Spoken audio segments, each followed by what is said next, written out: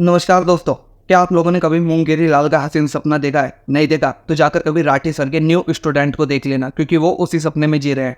तो मामला क्या है, हम सबको पता है कि एल्विश यादव ने राठी सर के ऊपर एक तगड़े एलिगेशन वाला एक वीडियो निकाला था। वो सब वीडियो तुम लोगों ने देख ही लिया होगा, मुझे पता है। फिर हमारे राठी सर ने 1 से सवा 1 महीने का टाइम लेकर उसका जवाब देते हुए पहला पार्ट निकाला था। वो भी वीडियो तुम लोगों ने देख लिया होगा। लेकिन अब उसका पहला पार्ट निकलते ही हमारे जो राठी सर के न्यू स्टूडेंट है, जो अभी अभी नए स्टूडेंट बने हैं, वो ये चीज़ चिल्लाने लग गए कि काउंटर मांगा था, एनकाउंटर दे दिया, एनकाउंटर दे दिया। और वो मुंगेरी लाल का हसीन सपने में जीने लगे। उन्हें ये भी नहीं पता चला कि एक्चुअली में उनके साथ खेला क्या खेला गया है। अब इस वीडियो को शुरू करने से पहले, प्रॉपर शुरू करने से पहले, मैं तुम लोगों को बता देना चाहता हूँ कि इस वीडियो के लिए मैंने कोई भी स्क्रिप्ट नहीं देखी। बस दोनों की वीडियो को एनालिसिस किया, उन वीडियो को अच्छे तरीके से देखा, और जो फैक्ट तुम लोगों से छुपाए गए और जो फैक्ट है तुम लोगों के सामने तोड़ मरोड़ कर पेश किए गए, वही जुगा तो मैं तुम लोगों को बताऊंगा और फिर तुम लोगों को डिसाइड करना है। सबसे पहले बात कर लेते हैं नैरेटिव की, क्योंकि नैरेटिव ही माइंड वॉशिंग का पहला स्टेप होता है। देखो, हमारे राठी सर बताते हैं कि कैसे मोदी और बीजेपी के खिलाफ बोलने पर सामने वाले को एंटी इंडिया घोषित करने में ये लोग लग जाते हैं, बीजेपी वाले। ठीक वैसा ही नैरेटिव हमारे राठी सर और उनके स्टूडेंट सेट करते हैं। जैसे ही कोई भी बंदा राठी सर के विरोध में बोलेगा तो वो उन लोगों को गोदी यूट्यूबर, गोदी मीडिया, अंधभक्त या फिर बीजेपी IT सेल वाला घोषित करने में लग जाते हैं। अगर ये वाला नैरेटिव काम नहीं करता तो एक दूसरा बेहतर ये लोग आजमाने लग जाते हैं। ये लोग उस बंदे को कमेंट सेक्शन में चिल्लाने लग जाते हैं कि ये भी आ गया ध्रुव राठी के नाम से व्यूज़ लेने, फेमस होने के लिए। लेकिन इसमें भी एक कंडीशन देखते हैं, अगर सामने वाला राठी सर को सपोर्ट कर रहा है तो ये लोग कुछ नहीं कहेंगे, तुम एकदम क्लियर हो, ये लोग तुम्हारा सपोर्ट करेंगे। लेकिन अगर तुम विरोध कर रहे हो तो इस कमेंट सेक्शन में ये चीज़ें पढ़ने के लिए तुम लोग तैयार हो रहे हो, जैसे मैं तैयार हूँ। तो चलो, ये तो नैरेटिव की बात हो गई। अब पॉइंट टू पॉइंट बात करते हैं, कोई भी फालतू बात बिल्कुल भी नहीं करेंगे। अब जो मैंने दोनों की वीडियो को एनालिसिस किया, वही जो का तो मैं तुम लोगों को बताने वाला हूँ। फिर तुम लोगों को डिसाइड करना है। जैसे एल्विश यादव की वीडियो शुरू के 5 से 10 मिनट तक के एल्विश यादव हमारे राठी सर के कनेक्शन गिनवाता है आम आदमी पार्टी के लिए, कि वो कैसे उनके साथ काम करते थे। अब तुम लोग कहोगे कि भाई इसका जो काउंटर है वो हमारे राठी सर सेकंड पार्ट में दे चुके हैं। तो देखो, यही चीज़ सेकंड पार्ट के लिए मैं बचा कर रख रहा हूँ, क्योंकि इस चीज़ पर सेम टॉपिक पर बात करेंगे सेकंड पार्ट में। लेकिन उस 5 से 10 मिनट के बीच में एक ऐसा पॉइंट था जिस पर तुम लोग गौर नहीं देते, और राठी सर पहले पार्ट में और सेकंड पार्ट में उस चीज़ पर बात ही नहीं करते। वो थी राफेल डील के बारे में बात।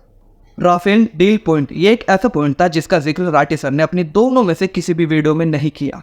एल्विश यादव ये बता रहे हैं कि कैसे राठी सर ने राफेल डील पर एक वीडियो बनाया और उसे गूगल एड्स के थ्रू अपने चैनल पर प्रमोट किया। और अगर तुम एल्विश के पीछे का स्क्रीनशॉट सही से जाकर देखोगे, ध्यान से जाकर देखोगे, तो वहाँ पर हमारे राठी सर को बंदों ने पकड़ लिया था इसी पॉइंट पर, और हमारे सर उनके साथ आर्गूमेंट कर रहे हैं और कह रहे हैं कि भाई मेरे नाम पर ये चीज़ कोई और कर रहा है। मतलब राठी सर पागल समझो क्या? आपका वीडियो आपके चैनल पर बिना आपके परमिशन के कोई कैसे प्रमोट कर सकता है? पकड़े गए हो तो मान लो, आर्गूमेंट क्यों कर रहे हो?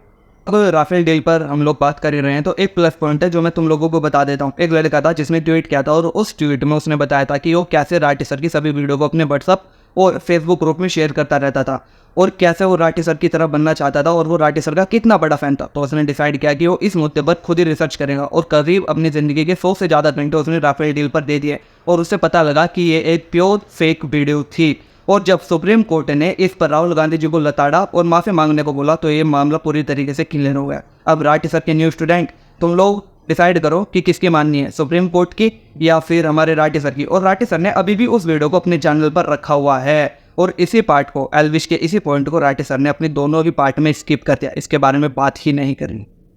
उन्होंने अभी भी इस वीडियो को, राफेल डील वाली वीडियो को अपने चैनल पर रखा हुआ है। उनका कमेंट सेक्शन भरा हुआ है कि भाई अब तो राहुल गांधी ने भी माफ़ी मांग ली और सुप्रीम कोर्ट ने भी इस मामले में सरकार को क्लीन चिट दे दी, तो अब तो इस वीडियो को डिलीट कर दे। लेकिन हमारे राठी सर तो राठी सर है, वो मान ही नहीं रहे हैं और अभी भी उस वीडियो को उन्होंने रखा हुआ है। तो चलो सेकंड पॉइंट की तरफ चलते हैं, और हमारा सेकंड पॉइंट है आदिल अमन भाई। अब देखो, इस पॉइंट को शुरू करने से पहले मैं तुम लोगों को एक बोनस का छोड़ दिखा देना चाहता हूँ हमारे राठी सर का। तुम लोगों को याद होगा हमारे राठी सर 4 जून को एक वीडियो लाए थे मॉर्निंग में, जिसमें वो क्लेम कर रहे थे पूरे कॉन्फिडेंस के साथ कि कैसे उन पर एलिगेशन लगाए गए कि उनका एक व्हाट्सअप ग्रुप भी था, उनका एक फेसबुक ग्रुप भी था, उनका एक टेलीग्राम ग्रुप भी था, जहाँ पर वो टास्क दिया करते थे लोगों को। लेकिन ये सब पूरी की पूरी तरह झूठ है, ऐसा कुछ भी नहीं था दोस्तों, ये खुद देख लो तुम लोग। है कि मेरा एक सीक्रेट व्हाट्सएप ग्रुप है जहां पे मैं लोगों को ट्रोल करता हूं, जहां पे बॉट्स भेजे जाते हैं। हमारा एक ऑर्गेनाइज ग्रुप है, कुछ भी ऐसा नहीं है दोस्त। कोई सीक्रेट टेलीग्राम ग्रुप नहीं है, कोई सीक्रेट फेसबुक व्हाट्सएप ग्रुप नहीं है। जो है वो पब्लिकली आपको दिखता है। व्हाट्सएप पर एक पब्लिक चैनल है जिस पर मैं पोस्ट करता हूं ओपनली।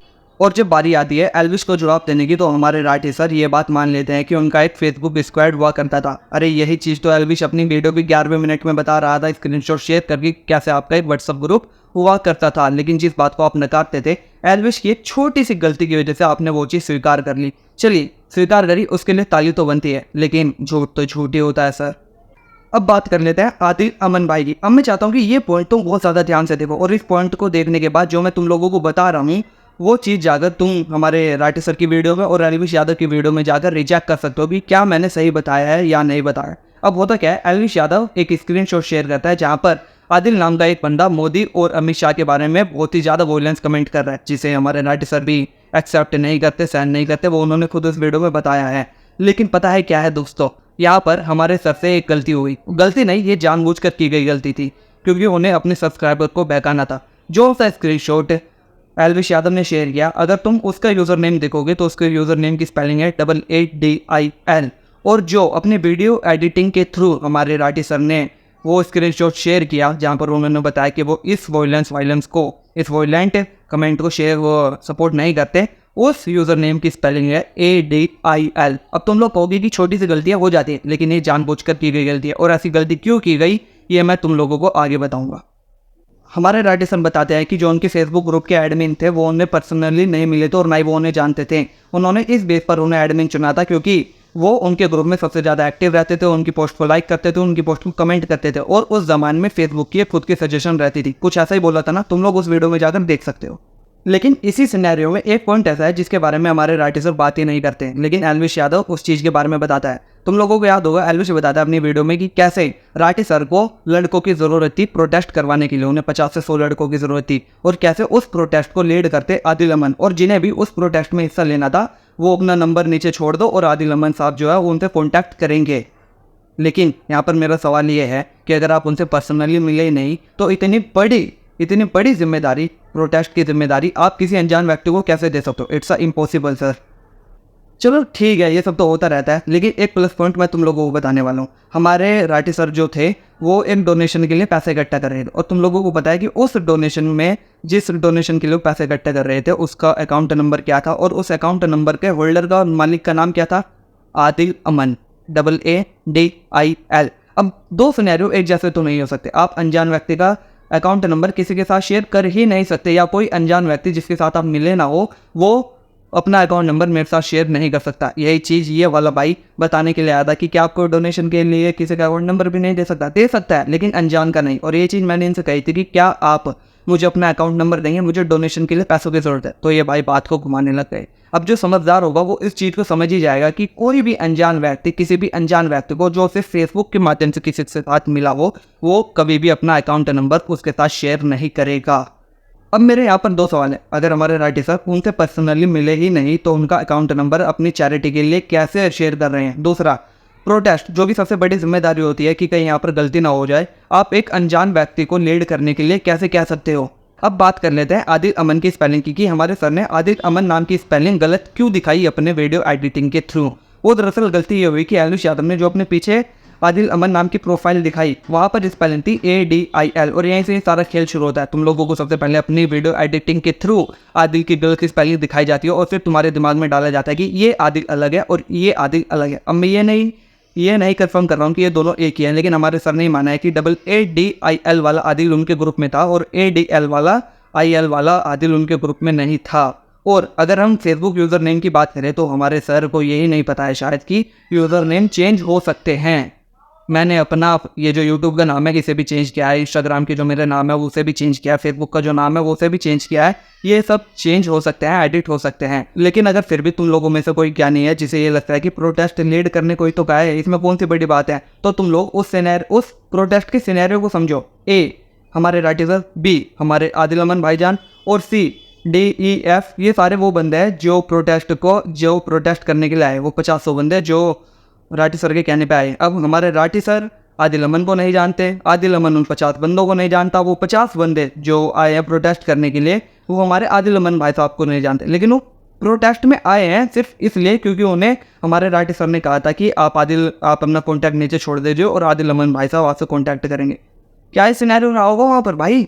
कुछ सोच लो।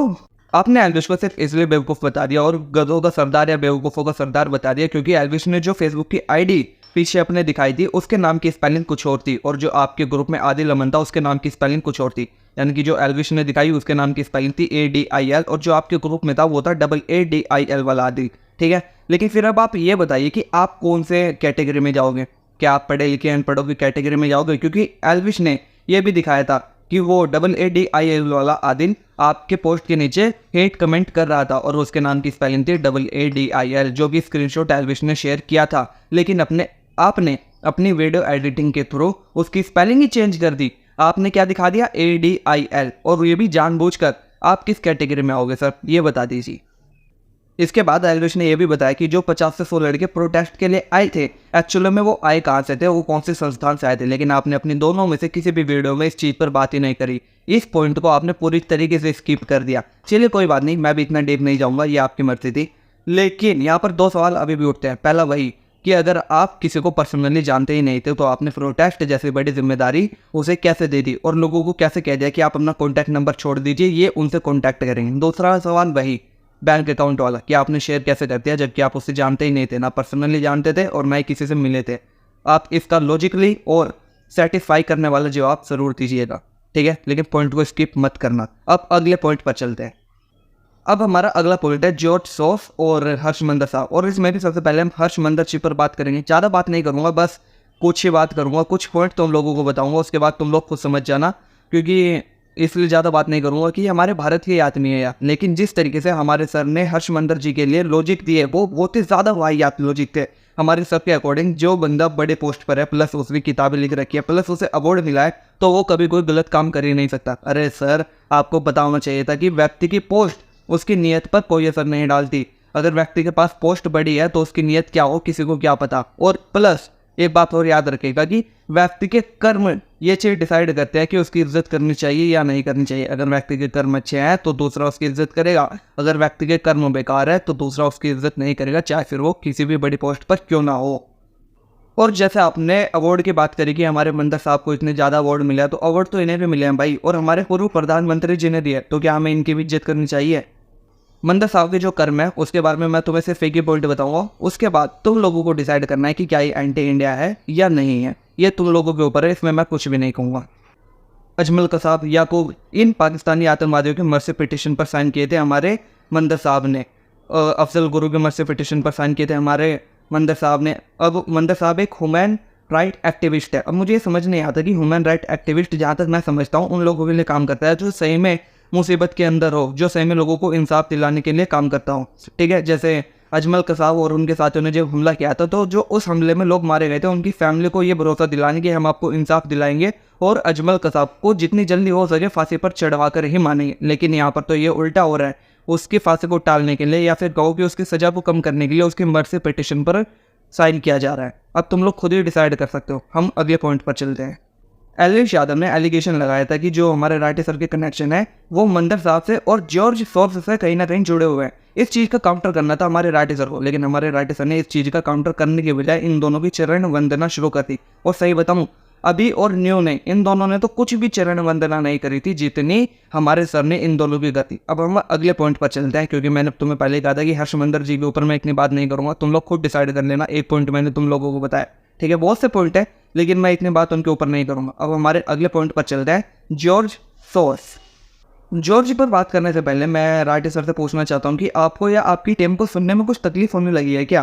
क्योंकि एल्विश यादव बता रहा है कि जॉर्ज जो इंडिया के लिए खतरनाक है उसे कैसे राहुल जी की आंटी जानती है। जॉर्ज इंडिया के लिए खतरनाक है, ना कि राहुल जी की आंटी खतरनाक है। लेकिन आपने क्या कहा अपनी वीडियो में, ये सुन लीजिए। एल्विश कहता है कि जॉर्ज सोरोस को राहुल गांधी की आंटी जानती है, इसलिए वो आंटी हमारे देश के लिए खतरा है। जो हमारे जॉर्ज सोरोस हैं वो हमारे राहुल गांधी जी की आंटी फौरी नेहरू के बहुत ही करीबी दोस्त हैं। क्या सर, ऐसा काम चलेगा क्या? चलिए फिर भी हम जॉर्ज पर बात कर लेते हैं। मैं आपसे एक चीज़ पूछना चाहता हूँ, ये कैसा गूगल किया आपने कि आप सीधा जॉर्ज की ही वेबसाइट पर पहुँच गए? जी हाँ, जॉर्ज की वेबसाइट पर, जहाँ पर आप जॉर्ज की चरण वंदना कर रहे हैं वो जॉर्ज की ही वेबसाइट है एक्चुअली में, ठीक है। आपने गूगल किया, आप सीधा उसके वेबसाइट पर पहुंच गए और उसकी चरण वंदना करनी स्टार्ट कर दी और ये बताने लग गए कि उसने कितने बड़े बड़े महान काम किए और वो कैसे दूसरे देशों की डेमोक्रेसी पर चिंता व्यक्त करता है। सही में अभी और न्यू को आपसे सीखना चाहिए कि चरण वंदना कैसे करी जाती है। हमारे देश के जो एक्सटर्नल अफेयर मिनिस्टर है जिनका नाम है जे साई शंकर, वो बताते हैं एक शो के अंदर कि कैसे जॉर्ज इंडिया के लिए खतरा है और कैसे वो इंडिया के इलेक्शन में इंटरफेयर करके उन्हें प्रभावित करना चाहता है। अरे यार, आप तो उन्हें अंधभक्त समझते होंगे, मैं तो बोल ही गया। चलिए कोई बात नहीं, हंगरी करते चलेगी। हंगरी वही देश है जहाँ पर जॉर्ज पैदा हुआ था और उस हंगरी में जॉर्ज को बैन कर रखा है और उसे रोकने के लिए वहाँ पर उसके विरोध में नारे लगाए जाते हैं कि स्टॉप जॉर्ज सोर्स। अंधभक्तों की कंट्री तो नहीं है ना भाई वो। चलिए ठीक है, आपको एक और आदमी से मिलवाता हूँ जो जॉर्ज को खतरनाक बताता है, एलोन मस्क। हाँ, वही एलोन मस्क जिसने ईवीएम के ऊपर ट्वीट किया था कि ये ईवीएम हैक हो सकता है और उसका ट्वीट देखते ही आप लोग उछल गए थे और आपने एक बेवकूफ़ी भरा ट्वीट किया था कि कैसे फ़ोन से ईवीएम अनलॉक हो सकता है। हाँ, बाद में आपने उसका करेक्शन कर दिया था और जिस अखबार ने ये न्यूज़ छापी थी उसने माफ़ी मांगी थी और आपने सिर्फ करेक्शन किया था, माफ़ी नहीं मांगी थी। ठीक है ना। चलिए कोई बात नहीं, ये आपकी मर्ज़ी है। लेकिन वो एलोन मस्क भी बताता है कि कैसे जॉर्ज खतरनाक आदमी है उस देश के लिए, उस कंट्री के लिए।